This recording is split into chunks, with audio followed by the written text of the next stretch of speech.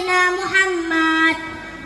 اللهم ربنا تقبل منا صلاتنا وصيامنا وركوعنا وسجودنا وقعودنا وتضرعنا وتخشعنا وتعبدنا وتمم تكسيرنا يا الله يا رب العالمين.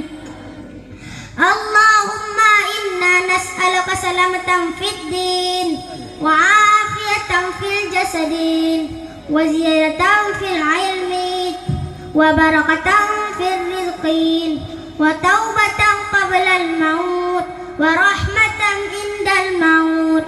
اللهم هون علينا في السكرة الموت والنجاة من النار والعفو عند الحساب. اللهم ربنا آتنا في الدنيا حسنة وفي الآخرة حسنة وقنا عذاب النار.